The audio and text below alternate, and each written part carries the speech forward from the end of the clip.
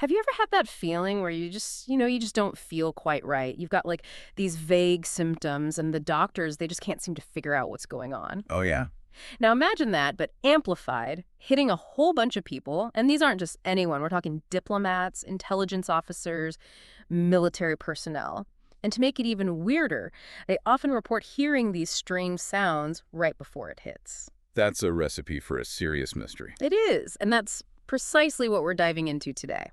The perplexing case of Havana Syndrome. It's also sometimes officially called anomalous health incidents, or AHIs for short. And what's really interesting is that this isn't something from like way back in history. This all Mhm. started pretty recently in late 2016. The first cases popped up among U.S. and Canadian diplomats stationed in Havana, Cuba. But things didn't stay put there for long. Absolutely. It seems like everywhere you turn these days, there's a new story, a new crisis, new information overload. So we're here to cut through all that noise, really get to the heart of Havana Syndrome. Yeah, we don't want to leave you drowning in information. Exactly. We've dug deep into some solid sources. Wikipedia, Psychology Today, a very focused text document specifically on Havana Syndrome, even Medicinet. The goal is to equip you with the need-to-know info, the stuff that really matters, without bogging you down in unnecessary details. That's right. So what we're aiming to do in this deep dive is really unpack this entire phenomenon. We're talking symptoms, the theories people have put forward to explain them, the investigations, the whole nine yards. We'll cover the gamut, and of course the debate that's still raging about what this all actually is. Oh yeah, that's a big one. So rewind back to late 2016, Havana, Cuba. Those first reports really set the stage for everything that followed. What were those early experiences actually like for those who were affected? Well, there are some really common threads in those early reports. A lot of people talked about a sudden onset of symptoms, and often right before they felt anything, they heard something really unusual, like a high-pitched screeching, a chirping sound, maybe clicking, even a piercing noise. And it wasn't like everyone around them was hearing it. Exactly. Others nearby often didn't hear a thing, which must have made it even more isolating and disorienting for those who did. Right, so not just some background noise. This was something distinct. And these sounds, they weren't just leading to mild discomfort, were they? We're talking about some pretty significant health problems that followed. What were the acute symptoms that these diplomats were experiencing in those initial cases? Yeah, it's a pretty wide range, but some of the most common ones were cognitive problems, like difficulty concentrating, memory lapses, things like that. Lots of people also reported issues with balance, dizziness, insomnia, persistent headaches. Oh, and visual disturbances were pretty frequent too, like blurred vision and just sensitivity to light. Those are pretty troubling symptoms. Yeah, and then there were these even stranger sensations people described, like intense pressure in the head, a feeling of vibration, often paired with ear pain. And the thing is, for some people, these weren't fleeting issues. Some reported symptoms lingering for months, even longer. That's concerning. And these incidents, they didn't stay confined to Cuba for very long, did they? Where else in the world did these reports of anomalous health incidents begin to pop up? It didn't take long for things to spread. Reports started coming in from China, first in Guangzhou and then later in Tashkent. Hmm. There were also cases in Hanoi, Vietnam. In fact, one incident there actually caused a delay in a visit by Vice President Harris. Wow. Yeah. And then you have India, and even right here in the U.S., specifically the Washington, D.C. area. Reports came from the Virginia suburbs and even near the White House on the ellipse. And we can't forget Europe. Cities like Vienna, Berlin, Belgrade, and Serbia and London have all seen reports too. More recently, cases have also been documented in Bogota, Colombia. What's really fascinating is the sheer variety of settings where these things have happened. Hotels, homes, inside cars, even just walking down the street. Yeah, it seems pretty random. And the sheer number of reported cases has just skyrocketed over time, right? Yeah, it really has. By early 2022, over 1,000 individuals had reported experiencing AHIs. That includes personnel from the CIA, U.S. military, and State Department, along with their families. It's important to note, though, that not every reported case ended up officially classified as Havana Syndrome. Some, after investigation, turned out to have more, well, normal explanations. So with these mysterious symptoms popping up all over the globe, the million-dollar question is, what's causing them? It seems like investigators have zeroed in on a few main theories. Let's start with the one that's really captured the public imagination, directed energy weapons. For those listening who might not be familiar, can you explain exactly what directed energy weapons are? Sure. Directed energy weapons, or DEWs, are essentially technologies that focus and direct energy in a very specific direction to create some effect. This energy can come in different forms. You have microwave weapons, which use high-frequency electromagnetic waves. Then there are ultrasound devices, which use sound waves above the range of human hearing. And of course, we all know about lasers, which focus light, and those can be used for all sorts of things, including, well, causing heat damage. In the context of Havana Syndrome, though, most of the attention has been on microwave weapons. Why the focus on microwaves specifically? The main reason is their ability to potentially cause internal damage without leaving any visible external signs. Microwaves can pass through certain materials, like walls. Now, when you look at the symptoms people have reported, the headaches, dizziness, the cognitive problems, and those strange sounds, and compare them to the known biological effects of pulsed radio frequency energy, which is a type of microwave energy, there are some pretty interesting parallels. Are there any historical precedents for something like this? Well, there's the Moscow Signal incident during the Cold War, where the U.S. Embassy in Moscow was exposed to low-level microwave radiation, and some staff reported health problems. A 2020 study by the National Academy of Sciences also pointed to pulsed radio frequency energy as a possible cause for at least some cases of Havana Syndrome. So how exactly could these microwave weapons be causing such specific symptoms? What are the potential biological mechanisms at play? Scientists have proposed a few different ways this could work. One is thermal effects, where the microwave energy heats up body tissues, potentially causing damage or disruption in sensitive areas like the inner ear or the brain. Then you have non-thermal effects, like the Frey effect, which suggests that pulsed microwaves could interact with the auditory nerves in the brain, creating the perception of sounds or vibrations, even without an actual external sound source. So like a phantom sound. In a way, yeah. Huh? And there's also concern about potential damage to the vestibular system, which is in the inner ear and is responsible for balance, and the blood-brain barrier, which protects the brain from harmful substances in the blood. If either of those are messed with, that would definitely explain some of those symptoms. Exactly, like the dizziness and cognitive issues. Now, is there any concrete evidence to support this directed energy weapon theory as the cause of Havana Syndrome? Well, there are a few things people point to. Some of the individuals reporting symptoms have undergone medical imaging that revealed anomalies resembling those sometimes seen in mild traumatic brain injury. And then there's the fact that the types of symptoms reported have been remarkably consistent across different locations, which could suggest a shared, maybe technological cause. But it's not all cut and dry, right? There must be some holes in this theory, some counterarguments. Oh, for sure. One of the biggest challenges is the lack of any smoking gun. No one has ever found a weapon or device directly linked to these incidents. That seems like a pretty big issue. It is. And of course, we have those other theories we're going to talk about. Plus, some technical experts have questioned whether it's even possible to build a portable, targeted microwave weapon that could create these specific, localized effects without causing more widespread damage. No, a weapon that's powerful enough to cause these symptoms, but precise enough to only target certain individuals. Right, that's the question. Oh. And it's pretty amazing to think that, despite years of investigations, tons of resources poured into this, we haven't found a single piece of hardware to explain it all. Yeah, pretty mind-blowing. So it's a theory with some compelling aspects, but there are definitely missing pieces. Let's move on to another major hypothesis: psychological or social factors. This one seems to cover a few different but related angles. It does. This one is all about how powerful the mind can be and the effects of group dynamics. The two key concepts here are mass psychogenic illness, or MPI, and the nocebo effect. Okay, let's break those down for our listeners. What is mass psychogenic illness? Basically, it's when a group of people in the same place or sharing a common experience start experiencing similar physical symptoms, but there's no environmental toxin or infectious agent to explain it.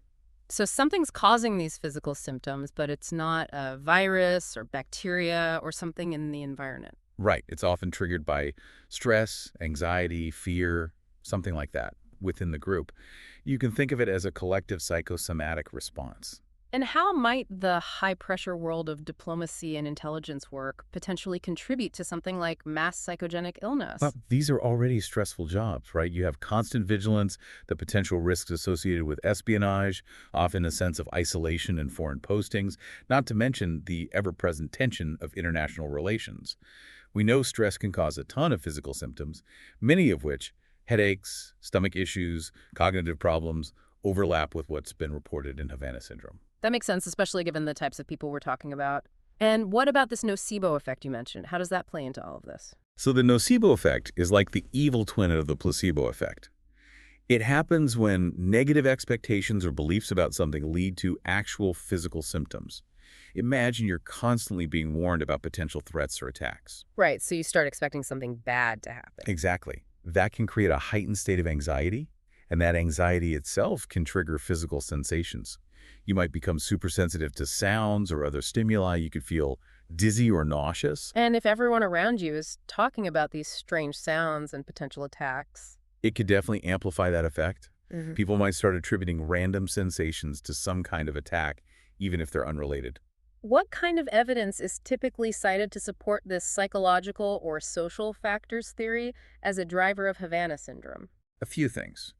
One is the lack of consistent physical evidence directly linking the incidents to a specific weapon or environmental toxin.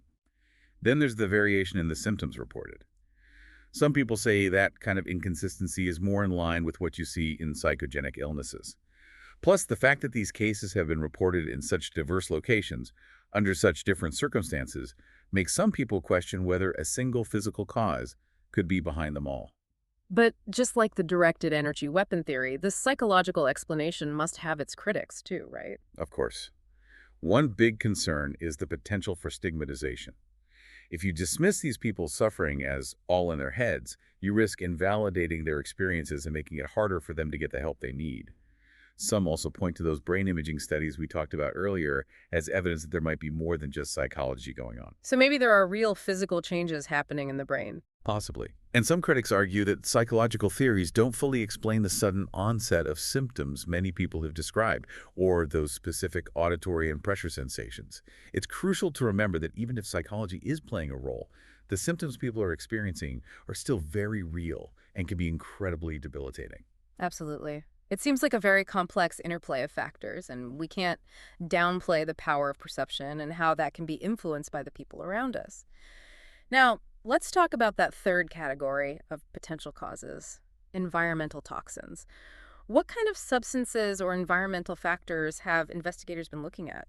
Well, since those first cases were in Havana, there was an early focus on pesticides. Cuba has a tropical climate, so they have pretty active pest control measures. And we know some pesticides can cause neurological symptoms, headaches, nausea, that sort of thing. Did they find anything? The investigations in Havana didn't find any consistent evidence of abnormally high levels of pesticides or misuse in the areas where people reported symptoms. What about other environmental possibilities? They've looked at indoor air quality, things like mold, volatile organic compounds, VOCs, that can come from cleaning products and building materials, even sonic pest control devices that emit certain frequencies. And did they find anything conclusive there? No, not really. Similar to the pesticide investigation, they couldn't find any smoking gun in terms of contamination that consistently correlated with the reported incidents. They even explored natural environmental factors like toxins from certain types of mold or algae and heavy metals in the environment, but those investigations were mostly inconclusive. So, what are the main hurdles to pinning these anomalous health incidents on environmental toxins? There are a few. First off, there isn't a consistent pattern of exposure. Remember, these incidents have been reported in all sorts of places with wildly different environments. The variety of symptoms people have reported also makes it hard to link them to a single toxin. But I think the biggest challenge is that all that testing and analysis they did in those affected areas didn't turn up any conclusive results. They couldn't find any specific toxins at levels high enough to explain the symptoms. So, it seems like whether it's directed energy weapons, psychological factors, or environmental toxins, investigators haven't found that definitive aha moment. Have all these official investigations after all these years managed to reach any kind of consensus on what's causing Havana syndrome? You hit the nail on the head. Despite tons of investigations by various U.S. government and non-government agencies, the State Department, the FBI, universities, intelligence agencies, there's still no single universally accepted answer. Wow, so even with all those resources, they still can't agree. It's pretty amazing. Different investigations have leaned towards different theories, but nothing has emerged as the clear, undisputed cause. Let's take a closer look at these investigations. You mentioned a whole bunch of groups have been looking into this. Yeah, it's been pretty extensive. Back in 2018, the State Department had its own review board to look at the early cases. The FBI also jumped in with their own investigations. An early internal FBI report apparently found no evidence to support the sonic attack idea or involvement by a foreign government. But another report, this one from the FBI's Behavioral Analysis Unit, suggested mass psychogenic illness might be at play, though it's been reported that they didn't actually interview anyone who had experienced the symptoms. It seems like a lot of these early investigations had some limitations. Yeah, for sure. Then in 2018, there was that University of Pennsylvania study that got a lot of media attention. What did they conclude? The researchers at UPenn studied a group of U.S. diplomats who had been stationed in Cuba and reported these strange symptoms. They ended up concluding that these individuals had a new syndrome that looked a lot like a persistent concussion, even though no one had actually reported any head trauma. Oh, interesting. They did see some things in the brain scans, but they stopped short of actually calling them brain injuries. And some of those people in the study did continue to have lasting symptoms. But then one of the lead authors later came out and said microwave energy was the main suspect. Oh, wow. Quite a change. It was. But that UPenn study also got hit with a ton of criticism, didn't it? It did. In fact, the same issue of JAMA, the Journal of the American Medical Association, that published the UPenn study, also included an editorial that was pretty critical of how the study was done. So they were critical of their own study. Not exactly. It was an editorial by a different group of doctors, but it was in the same journal. They pointed out that there wasn't a control group to compare to, that the diplomats hadn't had any baseline health evaluations before the incidents, and that some of the assessments weren't blinded. They were worried that too much relied on self-reported symptoms or subjective interpretations by the researchers. I see. So not the most rigorous methods. Yeah. And then more doctors and scientists joined the chorus of criticism. They suggested the study might have missed other explanations for what they found. Even a neuroscience journal, Cortex, published a critique. They called the study's methods grossly flawed and asked them to either clarify things or retract the findings. And on top of that, a 2024 study by the NIH couldn't replicate the UPenn findings. So quite a bit of controversy. It seems like it. Definitely a lot of conflicting findings and interpretations going on. What about the Jason Group? They're a panel of independent scientists who advise the government, right? What do they have to say about all of this? Right, they're an independent advisory group. They released reports on Havana Syndrome in 2018 and 2022. That first one focused on those audio recordings from some of the early Havana cases. The recordings of those weird sounds. Exactly. They concluded that those sounds were most likely caused by insects, specifically the Indies short-tailed cricket. Crickets, huh? Apparently, they can make some pretty strange noises. The Jason Group said it was highly unlikely that microwaves or ultrasound were involved in making those sounds. They said there was no plausible single energy source that could produce both the sounds and the range of medical effects that had been reported. So they ruled out directed energy weapons for the sounds themselves. Right, but they did raise the possibility that those sounds, even if they weren't harmful on their own, might have been intentionally introduced to mislead people. Like a distraction, to hide the real cause. Exactly. And they said psychogenic effects, so things like anxiety and stress, could potentially explain some of the reported injuries. So even they considered the psychological angle. Yeah. And their 2022 report basically echoed their earlier findings. They said a good chunk of the reported incidents were probably just everyday things or unrelated medical conditions. So a lot of different opinions floating around, even among the experts. What about the U.S. intelligence community? What have their official assessments been? Well, in March 2023, 7 different U.S. intelligence agencies came together and released a big report summarizing their findings. The Office of the Director of National Intelligence then published this report, and their main takeaway was pretty straightforward. They said there's no credible evidence that a foreign government has a weapon or device that's causing these AHIs. Most of the agencies involved in that assessment said it was very unlikely that a foreign government was behind it all. Seems pretty definitive. Did they completely rule out the possibility of a weapon being involved? Not entirely. They did acknowledge that there's still debate about whether a weapon could even create those specific health effects people have been experiencing. So there's still that bit of uncertainty lingering. Right. And not all of the agencies involved in the report felt equally confident about that conclusion. Plus, remember, this was in 2023.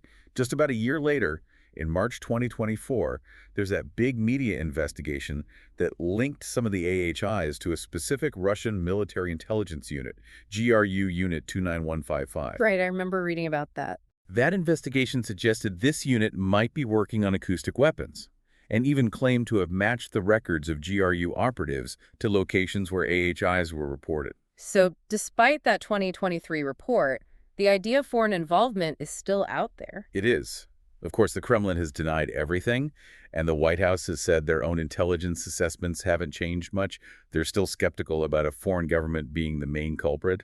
It's almost as if we stumbled into a spy thriller trying to decipher all these clues. It's definitely a complicated story. And what about the people who've reported these incidents? What has the U.S. government done to support them? The U.S. government has created medical and financial support programs for those who have symptoms that match up with AHIs. One big development was the Havana Act of 2021. This act lets the head of the CIA and the Secretary of State give financial help, including lump sum payments to government employees and their families who've suffered brain injuries from these incidents. So it's an attempt to provide some level of compensation and help those affected. Right. But even with that, there are still challenges. A 2024 report by the Government Accountability Office, or GAO, pointed out that it's still pretty tough for AHI patients to navigate the military health system. They're facing a lot of hurdles. Makes sense. It's a complicated system to navigate, even without these added complexities. Definitely. And then there's another twist to this story. In 2024, the NIH decided to stop its studies on AHIs. This was because they were worried about the CIA maybe putting too much pressure on, or even coercing someone who was participating in the research. That raises some eyebrows for sure. So, with all of this going on, what has the Cuban government's position been throughout this whole ordeal? They've been pretty consistent in their stance. They've completely denied any involvement in those health problems experienced by U.S. and Canadian diplomats back in 2016. So, complete denial. Yep. They've accused the U.S. of spreading false information and have said they're willing to cooperate with independent investigations. Back in 2021, the Cuban Academy of Sciences even put out their own report saying that the U.S. analyses were biased and the most likely explanation was mass psychogenic illness, maybe along with pre-existing medical conditions. They said the idea of some high-tech weapon being the cause just wasn't scientifically plausible. So they're pushing back pretty hard against that whole narrative. They are. And after that 2023 U.S. intelligence community report came out, they doubled down on their stance, saying this whole Havana Syndrome thing was just a way to hurt relations between the two countries. It's a truly tangled web we've woven here. Symptoms, theories, investigations, conflicting opinions from every side. So as we wrap up this deep dive into Havana Syndrome, what are the main takeaways you think our listeners should keep in mind? I think the biggest one is that this phenomenon is just plain complex. Even after years of intensive investigation by so many different groups, there's still no definitive, scientifically proven answer for what's causing it. We've talked about a bunch of possible theories: high-tech weapons, psychological factors, environmental stuff, and they each have their own evidence and their own problems. It's like a puzzle with a bunch of pieces that don't quite fit together. Exactly. Is there one thing in particular that you think might really stick with our listeners, something that will keep them thinking even after this episode is over? The fact that there's still so much disagreement and so many unanswered questions is pretty remarkable. Just think about that 2023 assessment from the U.S. intelligence community, where they basically said it's unlikely a foreign government is involved. Right. Then you have those media reports from just a year later linking Russia to these incidents. It's a pretty stark contrast, and it highlights how difficult it is to figure out the truth when you're dealing with these complicated international events, especially those involving intelligence and covert operations. And when you add in the potential for secret technology or the power of the human mind to create real physical symptoms under extreme stress, it becomes even more complex. Exactly. It makes you wonder what else might be out there, what we haven't discovered yet. That's a fascinating point to leave us with. So for our listeners, if this has piqued your curiosity, we definitely encourage you to explore those sources we mentioned. Go deeper, check out the latest research, and see where this whole mystery takes you. There's still so much we don't know about this fascinating and often pretty unsettling phenomenon.